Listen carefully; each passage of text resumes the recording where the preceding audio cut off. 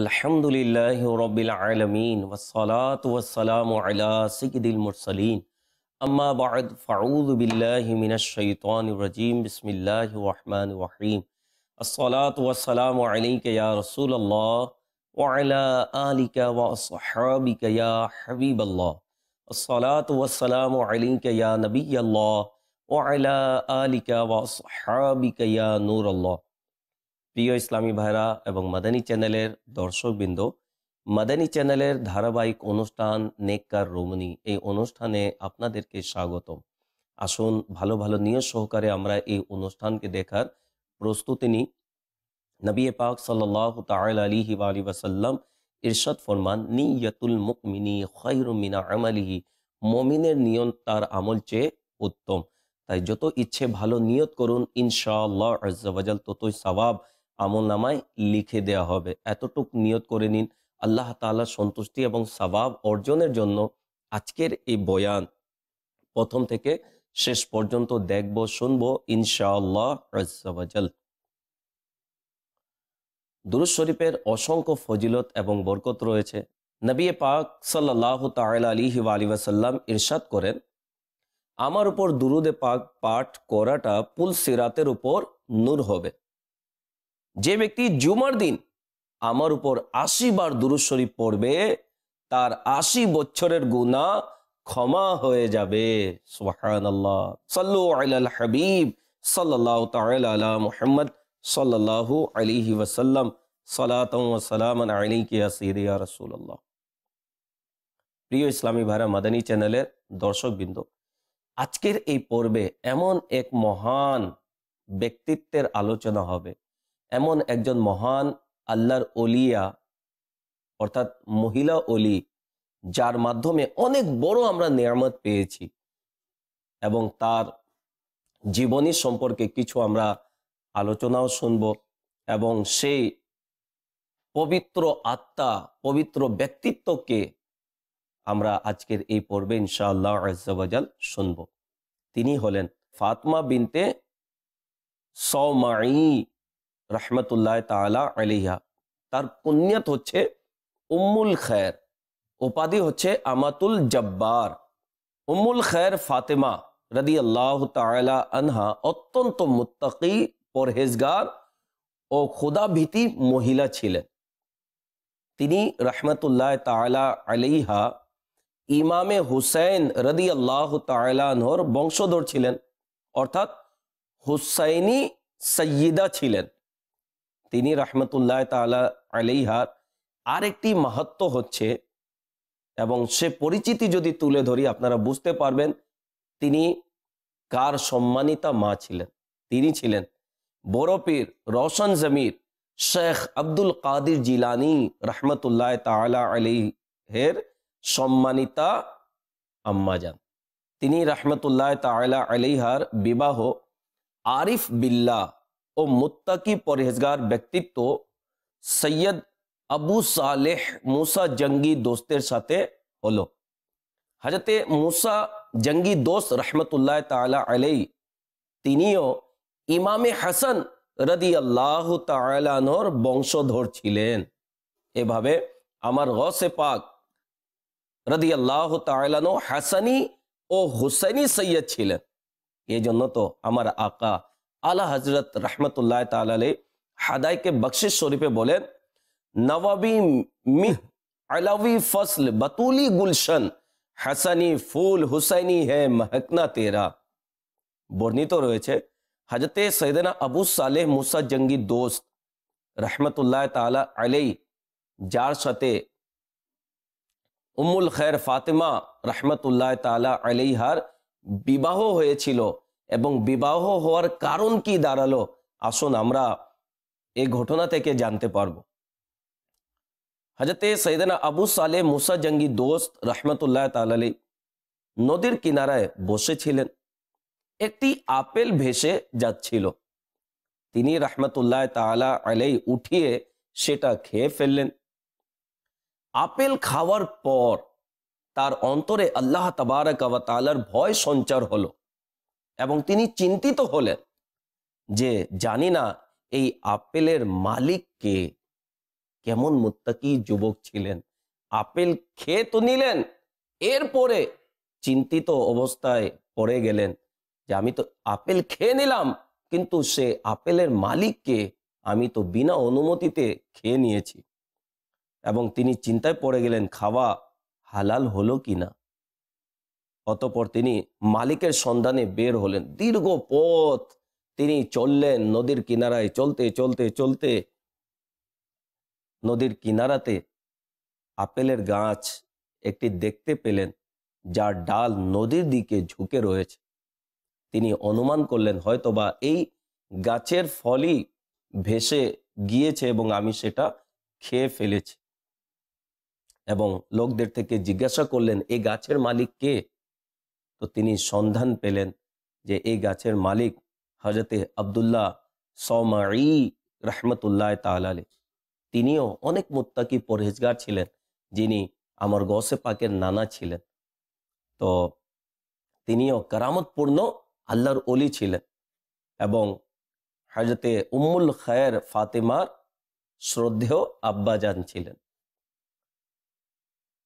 তো আব্দুল্লাহ সামঈ রহমতুল্লাহ তাআলার দরবারে উপস্থিত হয়ে হযরতে মুসা জঙ্গি দোস্ত রহমতুল্লাহ তাআলা তিনি ক্ষমা প্রার্থনা করলেন এবং আবেদন করলেন যে নদী থেকে একটি আপেল ভেসে যাচ্ছিল, সেটা আমি উঠিয়ে খেয়ে নিলাম, সম্ভবত আপনার গাছের ফল, আমার দ্বারা ভুল হয়েছে, আমাকে ক্ষমা করে দিন।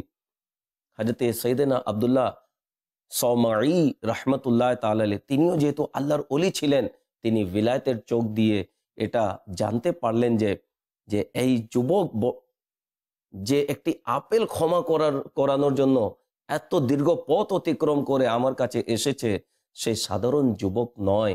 তখন তিনি বললেন যে তোমাকে ক্ষমা করতে পারি, কিন্তু শর্ত রয়েছে। শর্ত কি? 12 বছর আমার খেদমত করতে হবে। কত বছর?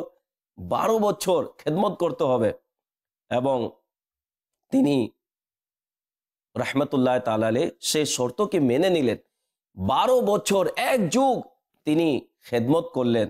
12 বছর যখন অতিবাহিত হলো এবং তিনি বিদায় নেবার জন্য যখন আবেদন করলেন, দ্বিতীয় পরীক্ষা চলে আসলো। আর সেই পরীক্ষা কি? হযরতে আব্দুল্লাহ সামঈ রহমতুল্লাহ তাআলা আলাইহি হযরতে আবু সালেহ মুসা জঙ্গি দোস্ত রহমতুল্লাহ তাআলা আলাইহিকে বললেন, আমার একটি মেয়ে রয়েছে যার মাঝে 4টি খুঁত রয়েছে এবং সে মেয়েকে তোমাকে বিবাহ করতে হবে। এবং 4টি খুঁত কি? তিনি বললেন আমার যে মেয়ে সে অন্ধ, দ্বিতীয় খুঁত হচ্ছে সে বধির, শুনতে পারে না, তৃতীয় নম্বর হচ্ছে তার হাত অবশ, এবং চতুর্থ হচ্ছে তার পা অবশ, অর্থাৎ সে ল্যাংড়া, অর্থাৎ হাত পা অবশ রয়েছে। এই 4টি খুঁত তিনি বর্ণনা করলেন এবং বললেন তার সাথে যদি বিয়ে করো এবং বিয়ের পর আরো 2 বছর আমার খেদমত করো, তাহলে আমি তোমাকে ক্ষমা করব এবং তারপর তোমার যেখানে ইচ্ছে সেখানে চলে যেতে পারবে। তিনি আবু সালেহ মুসা জঙ্গি দোস্ত রহমতুল্লাহ তাআলা তার অন্তরে কেমন খোদার ভীতি ছিল যে একটি আপেল মালিকের অনুমতি ছাড়া খেয়ে নিয়েছেন, সেটাকে মাফ করানোর জন্য 12 বছর খেদমত, এরপরে দ্বিতীয় পরীক্ষা, এমন খুঁত পূর্ণ মেয়েকে বিবাহ করতে হবে। সে শর্তও তিনি মেনে নিলেন যে ঠিক আছে আমি বিবাহ করব, যেভাবে হোক আমার যেন ক্ষমা হয়ে যাক। বিবাহ হয়ে গেল। বিবাহের পর আরেকটি পরীক্ষায় তিনি পড়ে গেলেন। সেটি হচ্ছে যে খুদ বয়ান করা হয়েছিল, তিনি যখন সে মেয়ের সম্মুখীন হলেন, দেখলেন তার চোখও ভালো, তার শ্রবণ শক্তিও ঠিক রয়েছে, হাতও স্বাভাবিক অবস্থায়, পাও স্বাভাবিক অবস্থায়। তিনি চিন্তায় পড়ে গেলেন যে মেয়ের ব্যাপারে আমাকে বলা হয়েছে, যে মেয়ের বর্ণনা দিয়ে আমার সঙ্গে বিবাহ করানো হয়েছে, এই মেয়ে তো সে মেয়ে নয়। তিনি ঘর থেকে বের হয়ে পড়লেন এবং গিয়ে হযরতে আব্দুল্লাহ সামঈ রহমতুল্লাহ তাআলা আলাইহিকে সমস্ত ঘটনা খুলে বললেন। হযরতে আব্দুল্লাহ সামঈ রহমতুল্লাহ তাআলা বললেন, যে মেয়েকে আপনি দেখেছেন সে মেয়ে আমারই মেয়ে, ওই মেয়ে যার সাথে আপনার বিবাহ হয়েছে। তখন তিনি বললেন, আপনি তো বললেন সে দেখতে পারে না, শুনতে পারে না, তার হাত পা অবশ, তার হাত পা কাজ করে না, কিন্তু সে তো অক্ষত অবস্থায় আমি দেখলাম। তখন হযরতে আব্দুল্লাহ সামঈ রহমতুল্লাহ তাআলা আলাইহি নিজের মেয়ে হযরতে উম্মুল খায়ের ফাতেমার গুণাবলী বর্ণনা করতে গিয়ে তিনি ব্যাখ্যা করলেন এভাবে যে, আমি নিজের মেয়েকে বলেছি সে অন্ধ, হ্যাঁ, এর দ্বারা উদ্দেশ্য ছিল সে নিজ চোখ দিয়ে পর পুরুষকে দেখার জন্য তার চোখ অন্ধ, পর পুরুষকে দেখার জন্য কোনোদিন চোখ উঠায়নি, এই জন্য আমি তাকে অন্ধ বলেছি, আমার উদ্দেশ্য এটাই ছিল। দ্বিতীয় নম্বর হচ্ছে বধি, সে শুনতে পারে না, শরীয়ত বিরোধী কথা শোনা থেকে সে বধি, শরীয়ত বিরোধী সে কথা শুনতে চায় না। তৃতীয় নম্বর হচ্ছে হাত অবশ, পর পুরুষকে স্পর্শ করা থেকে বিরত বিধায় হাত অবশ। এবং চতুর্থ নম্বর বিপরীত পা বাড়ানো থেকে বিরত বিধায় সে ল্যাংড়া। এভাবে তিনি নিজের মেয়ের গুণাবলী ব্যাখ্যা করলেন। প্রিয় ইসলামী ভাইরা, মাদানী চ্যানেলের দর্শকবৃন্দ, যারা এই অনুষ্ঠান দেখছেন, আমাদের ভিতরে কি এই গুণ রয়েছে? যে সকল মহিলারা এই অনুষ্ঠান দেখছেন, নিজের দিকে একটু খেয়াল করে দেখুন যে আপনার মাঝে কি এই গুণ রয়েছে। যদি নেই, আনার চেষ্টা করুন, আর যদি রয়েছে, আল্লাহর শুকরিয়া আদায় করুন এবং দোয়াও করুন, আল্লাহ মৃত্যু পর্যন্ত এই গুণাবলীর অন্তর্ভুক্ত যেন আমি থাকি। ব্যাখ্যা শুনে হযরতে আবু সালেহ মুসা জঙ্গি দোস রহমতুল্লাহ তাআলা আলাইহির মন প্রশান্ত হলো এবং তার হৃদয়ের স্ত্রীর মর্যাদা ও মাহাত্ম্য উদ্ভাসিত হলো। প্রিয় ইসলামী ভাইরা ও মাদানী চ্যানেলের দর্শকবৃন্দ, বয়ানকৃত ঘটনার মধ্যে আমাদের জন্য কিছু মাদানী ফুল রয়েছে। একটি মাদানী ফুল হচ্ছে বিনা অনুমতিতে অন্যের জিনিস ব্যবহার করা বা অন্যের জিনিস আত্মসাৎ করা, এটা ঠিক নয়। এবং অনেকের আজকের অভ্যাস দেখা দেয়। অভ্যাস কি? কার জিনিস জিজ্ঞাসা করে না, সে জিনিস উঠিয়ে ব্যবহার করে নেয় বা খেয়ে নেয়। এমনও কি কারো থেকে কোনো জিনিস যদি ধার নেয়, ধার নেওয়ার পর সেই জিনিসকে আত্মসাৎ করে বসে এবং তার হৃদয়ে কোনো অনুশোচনা জাগ্রত হয় না। অথচ দেখুন, আবু সালেহ মুসা জঙ্গি দোস রহমতুল্লাহ তাআলা আলাইহি একটি আপেল যা পানি থেকে ভেসে আসছিল খেয়ে ফেললেন, হৃদয়ে অনুশোচনা জাগলো, আমি মালিকের অনুমতি ছাড়া খেয়ে ফেলেছি। বিদায় দীর্ঘ পথ তিনি সফর করলেন, 12 বছর খেদমত করলেন। এরপরে এই যে পরীক্ষা বয়ান করা হলো, তারপরে তিনি শান্ত হলেন, ক্ষমা চেয়ে তিনি শান্ত হলেন। এটা আমাদের বুজুর্গানে দিনের জীবনীর আমলের মধ্যে একটি আমল রয়েছে। তারা বিনা অনুমতি ছাড়া কারো জিনিস ব্যবহার করতেন না, নিতেন না। আজকে তো আমরা জানি না, মালিকের অনুমতি ছাড়া সামান্যতম জিনিস নয়, বড় বড় জিনিস আমরা আত্মসাৎ করে ফেলি, টাকা আত্মসাৎ করে ফেলি, জমিন আত্মসাৎ করে ফেলি। আজকে এই স্বাদ অনুভব হচ্ছে না, কিয়ামতের দিন আল্লাহর দরবারে জবাবদিহি করতে হবে। আর দ্বিতীয় নম্বর মাদানী ফুল হচ্ছে, সেটা হচ্ছে পর্দাতে থাকা, চার দেয়ালির ভিতরে থাকা। এটা হচ্ছে একজন মাহাত্ম্যপূর্ণ মহিলাদের স্বভাব এবং একজন মর্যাদাপূর্ণ মহিলাদের স্বভাব। যাদের প্রতি আল্লাহ তাবারাক ওয়া তাআলা দয়া করেন, তাদের এই মন মানসিকতা হয়ে থাকে যে আমরা পর্দা করব। হ্যাঁ, আমরা যারা মুসলমান, আমাদের কোরআনের উপর আকীদা রয়েছে, কোরআনের উপর বিশ্বাস রয়েছে। আসুন, কোরআনুল করিম আমাদেরকে কি দিক নির্দেশনা দিয়েছে, কোরআনুল করিমে আল্লাহ তাবারাক ওয়া তাআলা কি ইরশাদ করেছেন, আসুন আমরা শুনি। আমির আহলে সুন্নাত দামাত বরকাতুহুল আলিয়ার লিখিত রিসালা আহত সাপ এর 10 নম্বর পৃষ্ঠায় তিনি লেখেন, কোরআনুল করিমের মধ্যে আল্লাহ তাবারাক ওয়া তাআলা ইরশাদ ফরমান, পারা 22 সূরা আহজাব আয়াত নম্বর 33 এর মধ্যে, ওয়াকরনা ফি বুয়ুতিকুন্না ওয়ালা তাবাররাজনা তাবাররুজাল জাহিলিয়াতিল উলা, কানজুল ঈমান থেকে অনুবাদ, এবং নিজেদের গৃহসমূহে অবস্থান করো এবং বেপর্দা থেকো না, যেমন পূর্ববর্তী জাহিলি যুগের মেয়ের স্বভাব ছিল বেহায়াপনা। বর্ণিত আয়াতে করিমায় বাজারে, শপিং সেন্টারে বেপর্দা অবস্থায় চলাচলকারিনীদের, বিভিন্ন বিনোদন অনুষ্ঠানে নিজেদের রূপের বাহার দেখিয়ে অনুষ্ঠানের শোভা বর্ধনকারিনীদের, নারী পুরুষের যৌথ শিক্ষা প্রতিষ্ঠান থেকে শিক্ষা অর্জনকারিনীদের, স্কুল না মেহরাম শিক্ষকদের থেকে শিক্ষা গ্রহণকারিনী এবং না মেহরামদের শিক্ষা প্রদানকারিনী, অফিস, কারখানা, হাসপাতাল এবং বিভিন্ন প্রতিষ্ঠানে পুরুষদের সাথে বেপর্দা বা একাকী অবস্থায় বা ফিতনার পড়ার সম্ভাবনার পরেও একত্রে মিলেমিশে কাজ সম্পাদনকারিনীদের চিন্তা করার জন্য এই আয়াতে কারিমার মধ্যে আহ্বান রয়েছে। আমির আহলে সুন্নাত দামাত বরকাতুহুল আলিয়া কত সুন্দর দোয়া দিয়েছেন। दे दे पर्दा बहु बेटियों को, माओ बहनों सभी औरतों को, हम सभी को हकीकी हया की, मेरे मौला तो खैरात दे दे, आमीन। দ্বিতীয় নম্বর মাদানী ফল হচ্ছে, মা বাবা মুত্তাকি হলে সন্তানের উপর সেটা প্রভাব ফেলে। হযরতে সাইয়েদনা আব্দুল্লাহ বিন আব্বাস রাদিয়াল্লাহু তাআলা আনহুমা ফরমান, নিঃসন্দেহে আল্লাহ পাক মানুষের নেক আমলের দরুন তার সন্তানের সন্তানদের সংশোধন করে দেন, তার বংশধরের এবং তার প্রতিবেশীদের মাঝে হেফাজত করেন এবং তারা সবাই আল্লাহ তাবারক ওয়া তাআলার হেফাজতের বেষ্টনীতে থাকে। যদি পূর্বপুরুষ নেককার হয়, পরেজগার হয়, বাবা যদি নেককার হয়, মা যদি নেককার হয়, পরেজগার হয়, তার প্রভাব সন্তানের উপর পড়ে। বিপরীত, মা বাবা যদি গুনাহগার হয়, মা বাবা যদি আল্লাহ রাসূলের নাফরমানিকারী হয়, সে প্রভাবও সন্তানের উপর পড়ে।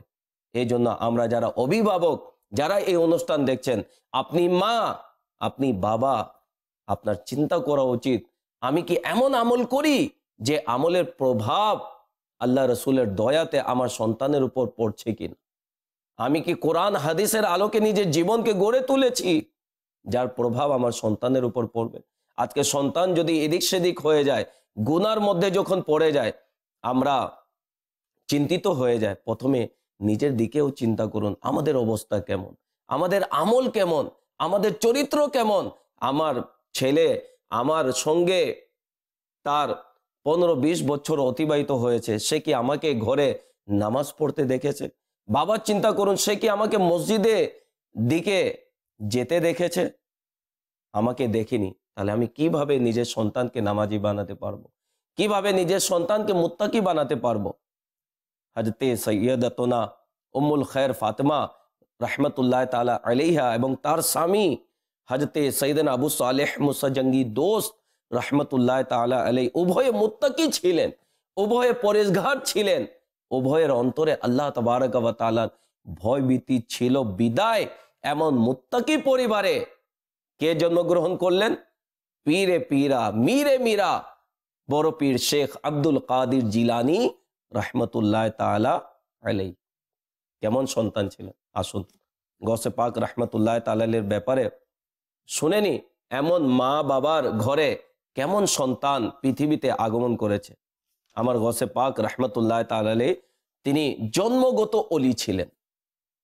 তিনি রহমতুল্লাহ তাআলা আলাইহি এখনো মাতৃগর্ভে, আর উম্মুল খৈর ফাতেমা রহমতুল্লাহ তাআলা আলাইহার হাঁচি আসলে, অর্থাৎ মায়ের হাঁচি আসলে, তখন উম্মুল খৈর ফাতেমা রহমতুল্লাহ তাআলা আলাইহা আলহামদুলিল্লাহ বলতেন।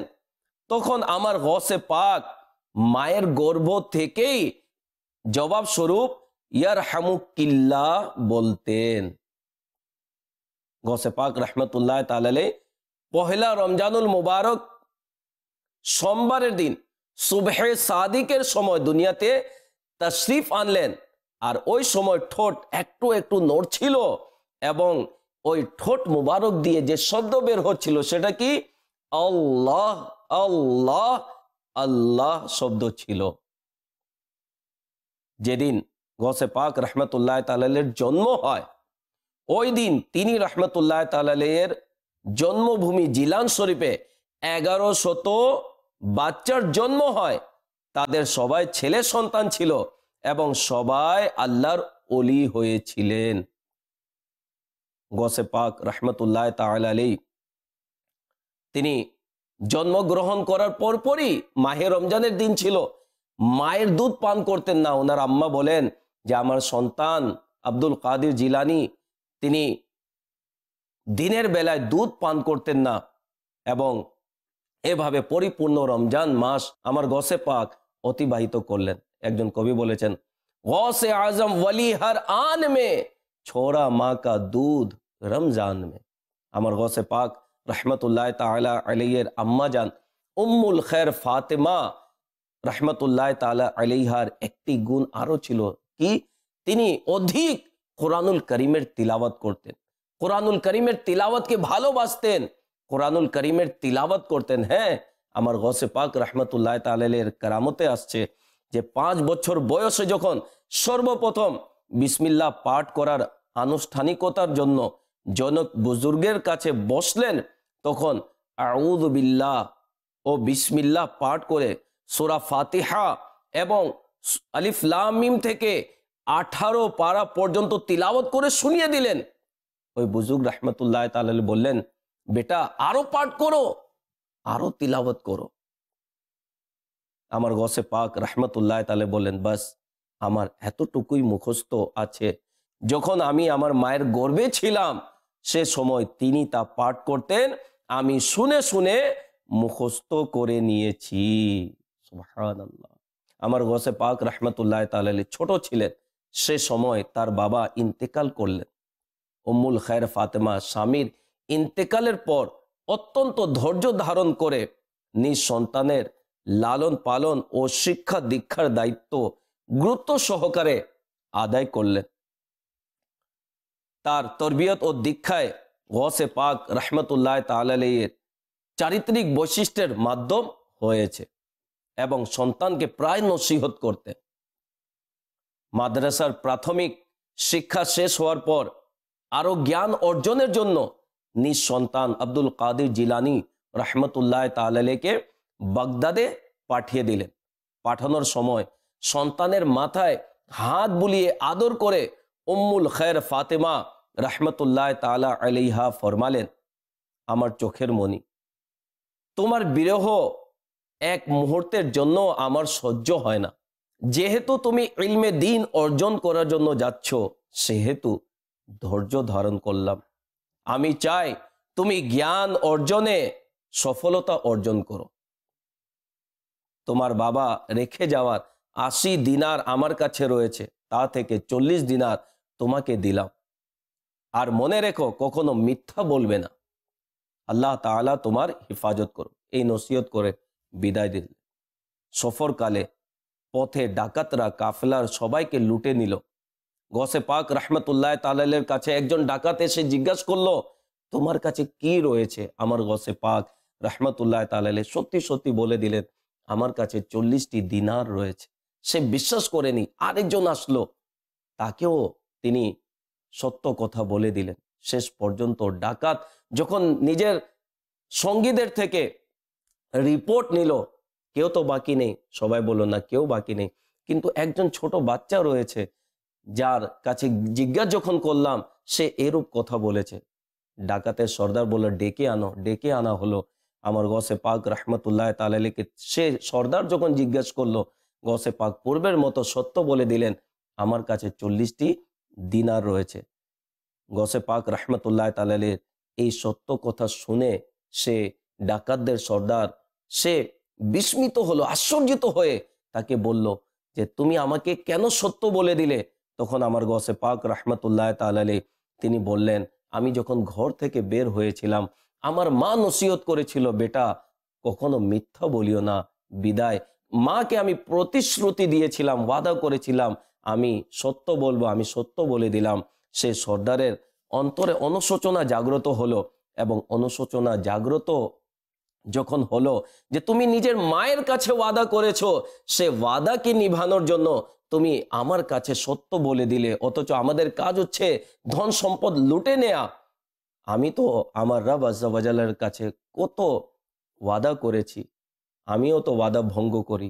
এবং তার অন্তরে অনুশোচনা জাগ্রত হলো, এবং সেই ডাকাতের সর্দার তওবা করলো এবং তার সঙ্গীরাও তওবা করলো এবং আমার গৌসে পাক রহমতুল্লাহ তাআলা মায়ের সাথে যে ওয়াদা করেছিলেন সে ওয়াদাকে তিনি নিভালেন এবং এর দ্বারা ওই সকল ইসলামী বোন, ওই সকল মহিলাদের শিক্ষা গ্রহণ করা উচিত যাদের সন্তান রয়েছে।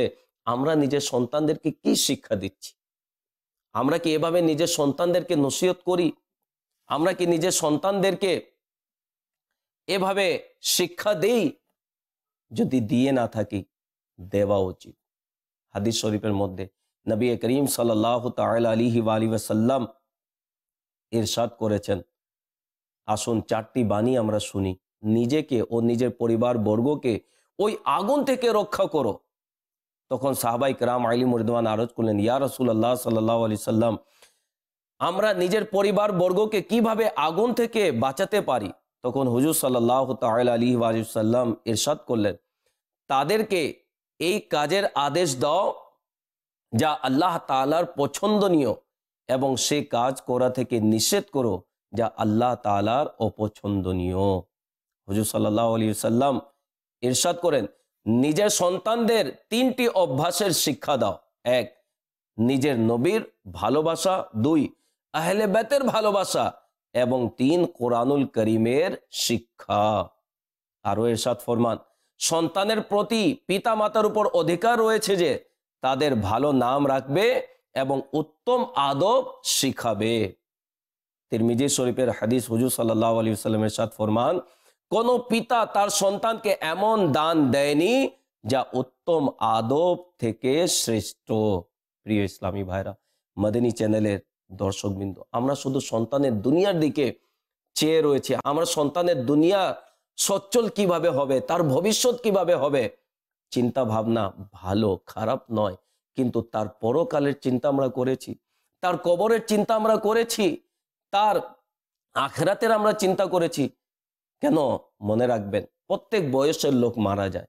আল্লাহ না করুক আপনার পূর্বে, আমার পূর্বে যদি আল্লাহ না করুক সন্তান যদি এমন অবস্থায় মারা যায় যে সে আল্লাহ রসুলের নাফরমানি করতে করতে মারা যায়, তাহলে বলুন তাকে কবরের আযাব থেকে কে বাঁচাবে?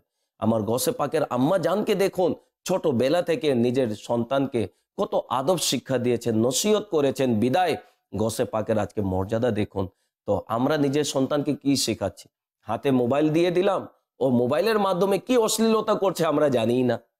মোবাইল তো কিনে দিলাম, মোবাইল হাতে দিয়ে দিলাম, এবং আমরা এমন অভিভাবক যে সন্তানকে যখন সে শিক্ষা অর্জনের যখন তার বয়স হয়, সে তাকে স্কুলে আমরা ভর্তি করানোর জন্য যখন নিয়ে যায়, তখন আমরা ওই স্কুলকে চয়েস করি যে স্কুলের মধ্যে গান বাজনা থাকে, বাদ্যযন্ত্র থাকে, বিনোদন থাকে। অনেক দুঃখের বিষয়, আমরা মুসলমান, আমাদের চিন্তাধারা অন্যরকম হওয়া উচিত। আমার গৌসে পাক রহমতুল্লাহ তাআলার আম্মা কোরআনের শিক্ষা দিয়েছেন, ইলমে দ্বীনের শিক্ষা দিয়েছেন। আমরা যারা এই দুনিয়ার শিক্ষা দেই, নিষেধ নেই, কিন্তু সর্বপ্রথম নিজের সন্তানকে কোরআনের শিক্ষা দিন। কোরআন যখন আপনার সন্তান পড়বে, তখন কোনো দিন আপনার সন্তান আপনার অবাধ্যতা অবলম্বন করবে না, আপনার মা বাবার সম্মান করবে। কেন? কোরআনুল করিমের মধ্যে মা বাবার মর্যাদা বোঝানো হয়েছে, শেখানো হয়েছে। তাই আসুন নিজেকেও ভালো কাজে লাগিয়ে নিন, নিজের সন্তানদেরকেও ভালো কাজে লাগিয়ে দিন। আর এর জন্য বলবো, চলে আসুন সপরিবারে দাওয়াতে ইসলামীর মাদানী পরিবেশে।